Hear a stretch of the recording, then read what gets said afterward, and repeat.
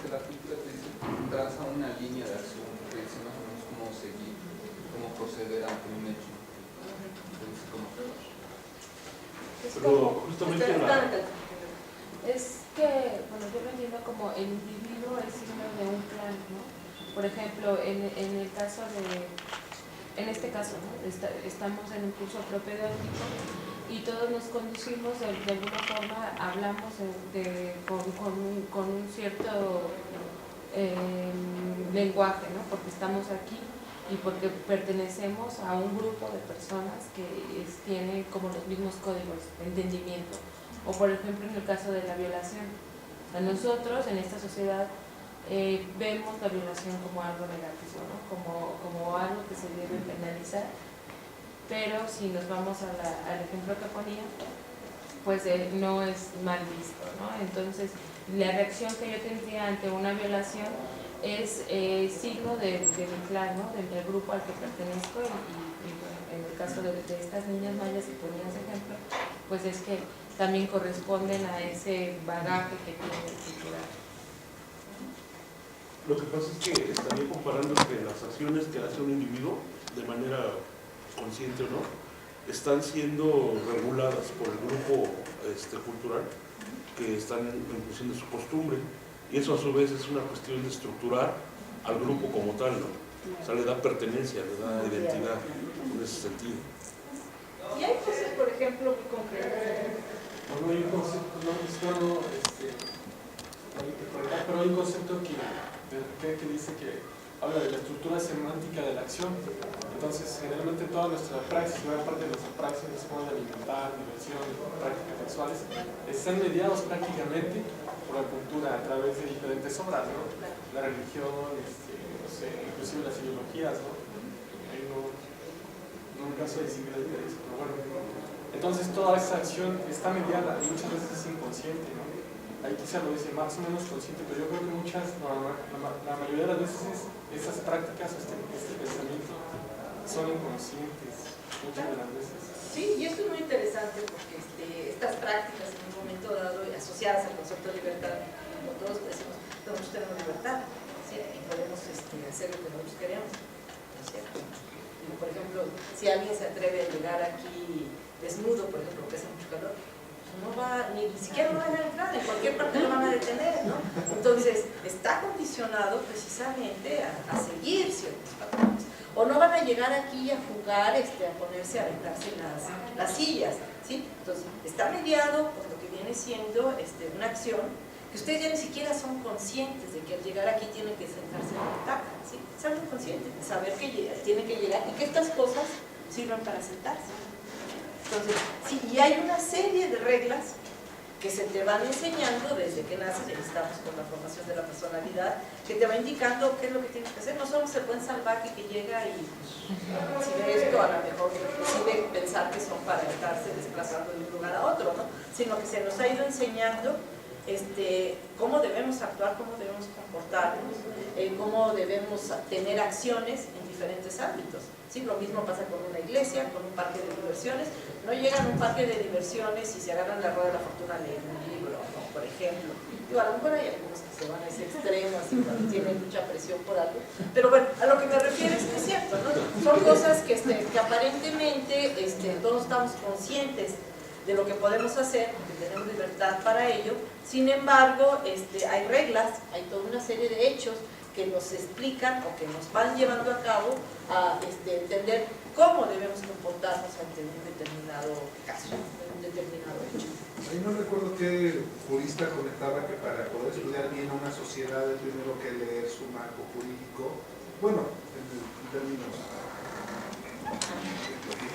pero una buena forma de entrar es ver cómo se regula la conducta externa de los individuos, ¿no? Con base en exactamente. Y esa regulación está en todos los niveles. ¿Sí? Desde que ustedes empiezan a tener conciencia, hay una regulación. Desde el momento en que el niño se empieza con el no, es una regulación, es la primera regulación de la conducta. Y está en función del ámbito primario, que es la familia. Y de ahí nos seguimos por todo lo que viene siendo nuestra vida, ¿no? Hasta para el morir tiene uno que ciertas formas para terminar la existencia. Bueno, la penúltima, la cultura está integrada. ¿Sí? ¿Qué significa esto? Que tiene una coherencia interna. Sí, que no encontramos rasgos separados. En realidad esto es la crítica que está haciendo la evolución. Así que no podemos ver un rasgo desligado de lo que viene siendo esa cultura. Entonces la cultura integra toda una serie de aspectos. Y el último, las culturas son más que suma de sus partes. ¿Qué está representando todo esto? ¿Sí? No podemos definir lo que es una cultura por una parte, hablando solamente, y a veces nosotros hacemos eso. Hablamos de una sociedad en función de lo que son, bueno, en mi caso yo estudio mercados, me remito a estudiar los mercados. Estoy viendo una parte de esa sociedad. ¿Sí? Pero ¿qué pasa con los otros ámbitos? ¿Cuál es el impacto de este mercado, su relación con lo que viene siendo la política? Es parte de la estructura política, intereses políticos. ¿Qué pasa con lo que viene siendo toda esta parte ideológica? ¿No? ¿Cuál es el papel ideológico que juegan los mercados? ¿Sí? Y así podría ponerles muchos temas, que trabajan cuestiones de simbolismo. Me parecería ser que a veces la sociedad se rige nada más por símbolos y que no hay nada de economía que le esté regulando, ¿no? Entonces, muchas veces nos vamos pues a privilegiar una parte de ese todo por muchas cuestiones, ¿sí? Por muchos aspectos, desde económicos, desde tiempo, etcétera, por necesidades, pero también porque ideológicamente respondemos a una tradición cultural o nos interesa enfocarnos en un ámbito de la realidad que nos interesa estudiar. A ver, ahora les toca a ustedes. A ver, alguno de los de hasta atrás. La integración de la cultura. Las diferentes conductas relacionadas con ganarse la vida, aparearse, estar en guerra y adorar a los dioses se transforman en modelos consistentes de acuerdo con los cánones. No es consistentes. Ah, sí, perdón. De acuerdo con los cánones inconscientes de la elección que se desarrollan en la cultura. Debe su éxito a la adquisición de la cultura integrada. Integrada, falta una. Ajá, y lo curioso es que puede haber varias configuraciones posibles. A ver, trata de explicar qué dice.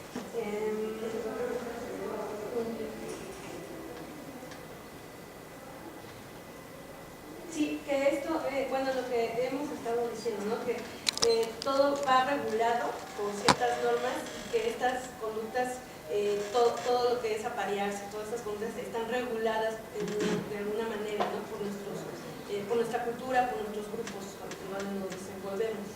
Pero lo importante aquí es cómo se transforma en el modelo. Creo que aquí lo importante es precisamente esto que está regulado se transforma en un modelo así. Es un modelo.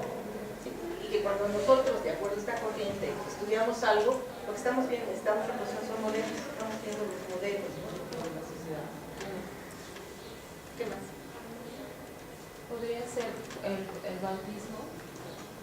El bautismo que muchas personas no tienen una seguridad de que al bautizar al niño se le está dotando de alma o que está bendecido, pero es una práctica, digamos, de fe inconsciente, ¿no? O sea, no, simplemente es creer, y porque aparte así está marcado a nivel cultura.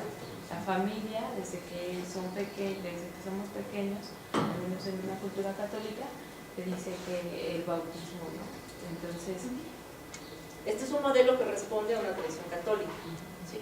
Pero también tenemos que dentro de una misma sociedad puede no compartirse este modelo, ¿sí? Entonces pueden existir diferentes configuraciones que independientemente que no compartan lo que viene siendo la idea del bautizo o del casamiento o de lo que es la validación cristiana en un momento dado sobre algo, se comparten otras cosas, ¿no? Podríamos decir, el caso muy concreto, pueden ser dos obreros, ¿sí? Un obrero católico, un obrero ateo, gracias a Dios, ¿no? Entonces en uno se sigue cierta tradición de niño que nace hay que bautizarlo y hay que confirmarlo y los 15 años, etc. Mientras que en el otro caso esto no existe.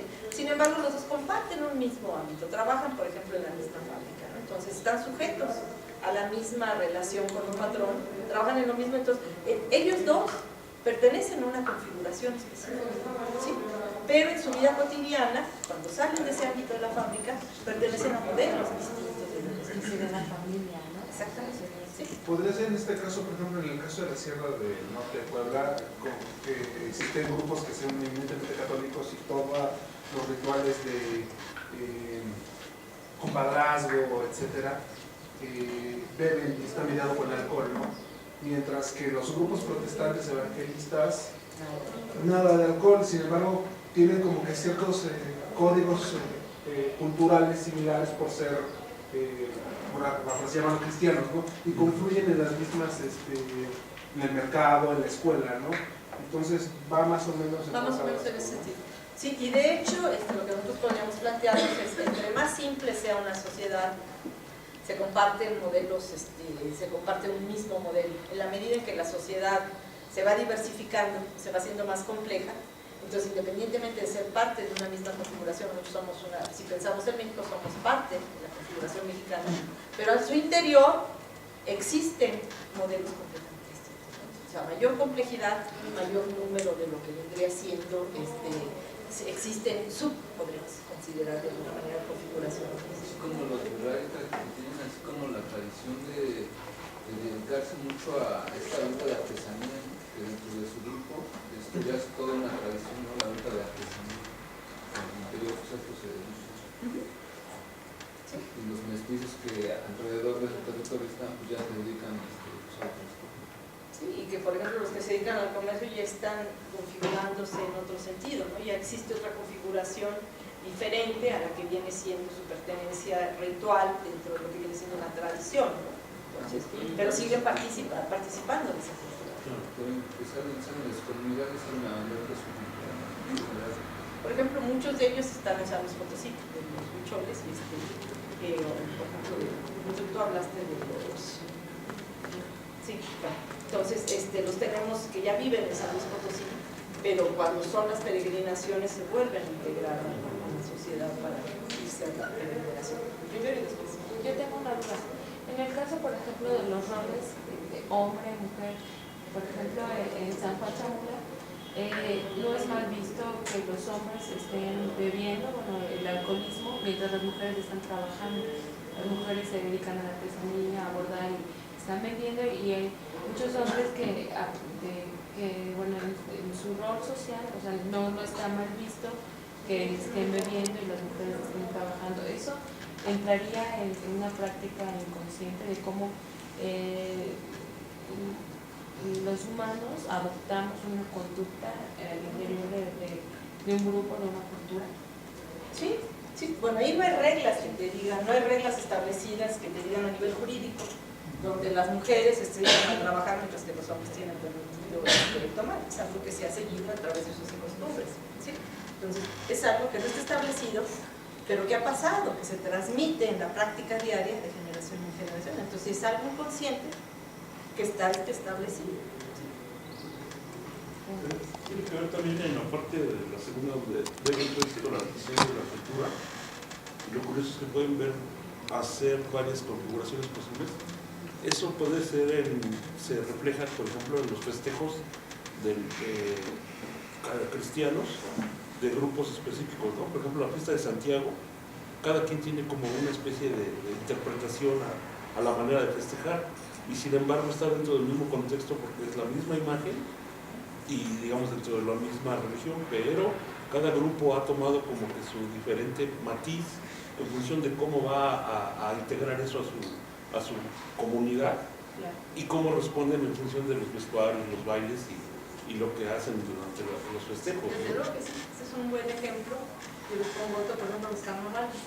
El carnaval tiene la misma idea, surge de lo mismo, ¿no? Sin embargo, si vemos a lo largo del mundo qué son los carnavales, entonces se interpretan de diferentes maneras, ¿no? Y se hacen, por ejemplo, en Tuxpan, Veracruz, pero el carnaval está asociado antes del Cuaresma, es la idea, ¿no? ¿Cuántos días es antes de la Semana Santa, perdón? 40 días, ¿no? O 20 días, no recuerdo. ¿Quién trabaja en carnavales? Bueno, lo importante es después cómo cada localidad empieza a retomar algo de acuerdo a ciertos intereses. Yo les comento, por ejemplo, en Tuxpan, Veracruz, el carnaval va a ser ahora en mayo.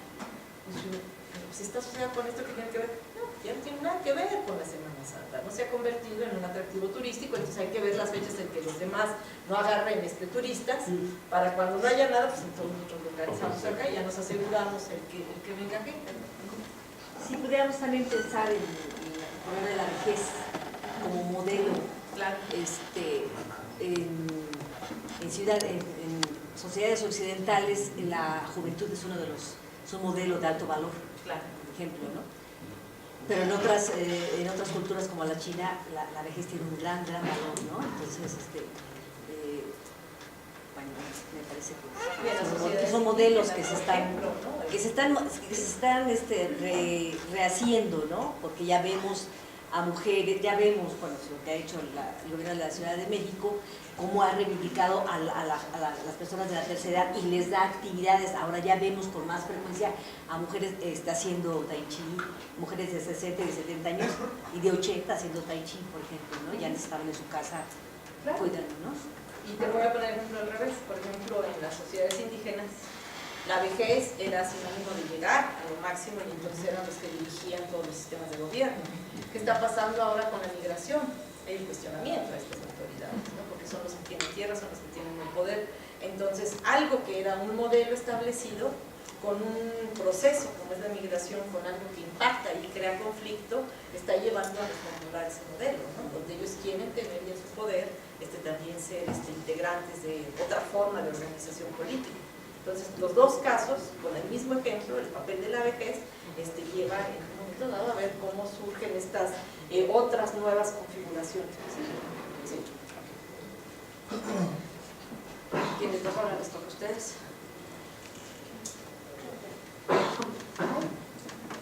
La integración de la cultura, la investigación antropológica. Sí, perdón, el título de arriba es el de la obra, la integración de la cultura. La investigación antropológica se ha dedicado más a los análisis de las características culturales que al estudio de las culturas como un todo articulado. Eso no tiene ya mayor discusión, lo pasamos. Se buscó la distribución, pero no se observó que las características estaban fijadas en tribus diferentes con configuraciones características que les daban forma y significado a los procedimientos. Se hizo la selección, la rama dorada, con pequeñas partes de la conducta seleccionadas en forma indiscriminada de diversas culturas. Eso no lo vamos a discutir, es simple y sencillamente la crítica que se le hizo a los trabajos evolucionistas, donde dice que lo que hace Fraser es agarrar partes de todas cosas para hablar de la religión, de la magia. Entonces la magia pues puede ser un Frankenstein, ¿no? Porque agarró síntomas de lo que eran estas prácticas de diferentes culturas y dijo, esta es la magia imitativa, ¿sí? Esta es la religión, esta es la ciencia, ¿sí? Entonces que lo que hace el evolucionismo es precisamente seleccionar y armar sus Frankenstein, ¿no? Y esto es muy interesante porque de repente tenemos salvamos nuestros Frankenstein, ¿no? Cuando hablamos de algo y para ejemplificarlo, por ejemplo, les pongo el caso de la Huasteca, como hace falta mucha información de lo que es la época prehispánica, no hay muchas cosas. Entonces el referente siempre es México Tenochtitlan, ¿no? O los mexicas. Entonces para hablar de los huastecos, entonces hay que hablar de las prácticas de los mexicas. Entonces de alguna manera, ¿no se armaron Frankenstein? ¿Sí? Bajo esta lógica, ¿no? Es un ámbito completamente distinto. Y todos lo hacemos porque cuando no tenemos datos nos agarramos la historia general y empiezan a hablar del México prehispánico cuando están hablando de los chatinos o cuando están hablando de los mayas, etc. ¿no? Entonces, piénsenlo, revisen sus trabajos y vean qué tanto no armamos para que estén también de este lado.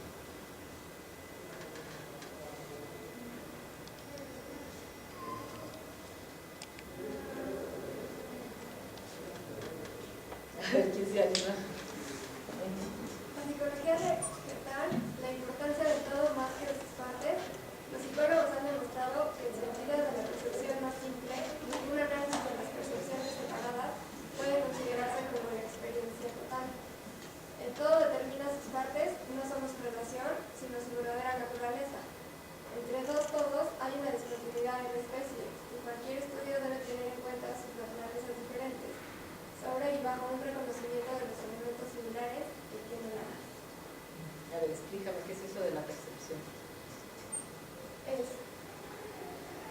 son las percepciones? La manera en la que cada persona como que, parece que no quiero redundar, pero percibe algo como que Aprende algo, ¿no? ¿Cómo se abstrae? ¿Cómo se aprende? Ya sea por el olfato, por la nariz,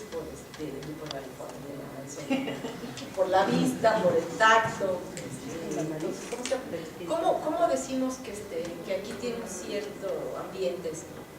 ¿Sí? Porque estamos viendo que es un salón determinado, porque huele a algo, en este caso le gusta a mucha gente, ¿sí? Porque determinamos que hay ciertas... Entonces percibimos este ámbito de diferentes maneras. ¿Sí? Sí, bueno, un ejemplo que puedo poner es, allá en la comunidad, en los centros chicas, la gente piensa en la nimita. ¿En la qué? La nimita, así como Ana, pero sin la nimita. Y es un pajarito que canta con batería. Entonces, cuando vas al campo, cuando vas andando nacionalmente, se supone que lo escuchas, y si lo escuchas no debes de continuar el camino, porque hay una percepción de que hay una allá, entonces tienes que regresar. Es como una forma de ver el mundo. ¿Alguien más? Que en el sentido de que si se quisiera como desbaratar la percepción en lo más sencillo, en lo mínimo, como que no se podría hacer un análisis desde la psicología de la experiencia total como la suma de todas estas partes que tiene, ¿no? Como que tendría que ser como la totalidad de la experiencia sensorial del sujeto, como se podría hacer un análisis de ese tipo. O sea, estamos redundando sobre lo mismo, ¿no? Lo importante es el todo para ver la parte. Bueno, algo importante que tiene que ver con lo práctico de esto es que, pues, justamente como decía el Andrés Medina, justo este tipo de definiciones sobre la cultura van a marcar esta cuestión de la tendencia al indigenismo, porque son las que van a retomar los antropólogos mexicanos y entender México como una totalidad, y justamente pues dentro de esta totalidad no puede haber esta diversidad multiétnica, ¿no? Entonces son las bases del nacionalismo mexicano. Pero lo que estás diciendo es completamente contrario a lo que plantea esta corriente. Ellos están insistiendo en la diversidad cultural. Claro, pero es que hablan de la cultura como una totalidad. Entonces una totalidad no puede estar separada por estos grupitos. La totalidad en ese caso, cuando se pasa a la antropología mexicana, se convierte en el nacionalismo. Esa sería como justamente la crítica de la cultura de personalidad, porque eso va a ser un carácter nacional a partir de estas diferencias que hay. Sí, yo creo que aquí hay dos cosas, ¿no? Por un lado, si Boas tuvo un impacto en la antropología en México, él vino incluso a dar clases, pero aquí lo que estamos viendo es una cuestión política, ¿sí? Donde hay una cuestión política de integrar con un sentido determinado, no siguiendo determinado tipo de planteamientos respecto a lo que es cada cultura en sí misma tiene sus particularidades, entonces no puedes hacer un modelo homogéneo para integrarlas a partir de ciertas pautas cuando tienes que son completamente distintas. Otra pregunta, los estudios de Benning fueron en sociedades amplificadas.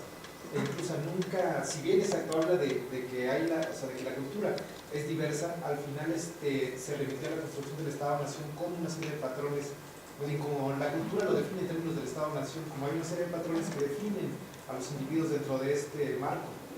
Digo, sí, cierto, al final, ¿quién sabe qué tanto lograron llegar a esa...? Claro, pero lo que está haciendo Ruth Benedict, ojo, porque aquí tenemos que distinguir, ¿no? Lo que plantea Ruth Benedict y lo que aplica el Estado mexicano, ¿no? Que aplique una teoría para tratar de hablar de este Estado-Nación unificado, obviamente va muy en contra, porque donde lo aplica Ruth Benedict es con los japoneses, ¿sí? Y los japoneses sí conforman un modelo establecido. No es un México donde hay tantas culturas distintas, ¿sí? Entonces son dos ejemplos completamente diferentes que sustenta uno, el planteamiento de Ruth Benedict, y el otro, apoyándose en esto, trata de imponer un modelo, ¿sí? Que no es lo que precisamente ellos están planteando. Estamos hablando de multitud de culturas. Entonces, es un modelo, podríamos decir, aplicado con ciertos fines políticos, pero no siguiendo lo que vendría siendo la intencionalidad de hablar de este espíritu, podríamos considerar lo que dice Ruth Benedict, ¿no? El espíritu del pueblo japonés está, ¿sí? Porque está basado en el honor, sobre todo, en esto y en esto. Tenemos nosotros un México donde esto no existe, en el sentido de que vemos diferentes grupos donde simple y sencillamente la idea de justicia es muy diferente de un contexto a otro, ¿sí? Por aquí podría ser como ejemplo, como la particularidad de interpretar un fenómeno natural. Por ejemplo, si hablamos en México, ¿no? Pues el eclipse solar de, no recuerdo, no recuerdo el año, ¿no? 91. Entonces, tal vez aquí en el Valle de México, en la Ciudad de México, fue interpretado como un fenómeno astrológico y con alguna explicación científica. Pero digamos que en alguna comunidad, en otra comunidad, así es, puede ser un presagio de algo que vaya a pasar. Entonces, cada cultura, o sea, cada pueblo, cada civilización interpreta a partir de sus referentes, ¿no? Culturales, su contexto, su background, cómo interpretamos, porque yo recordaba en un ejemplo de la teoría gestal que se hacían estudios con niños, entonces decían qué veían en una nube, ¿no? Entonces los niños decían, no, bueno, yo veo un borreguito, yo veo, entonces a partir de la contraposición de las nubes o de la colocación, interpretaban, pero a partir de su propia experiencia. Entonces, si trasladamos la teoría gestal a algo más general, como es una civilización, una cultura, podría ser eso, ¿no? Como interpretamos, pero tal vez con una interpretación más particular, con esa referencia contextual.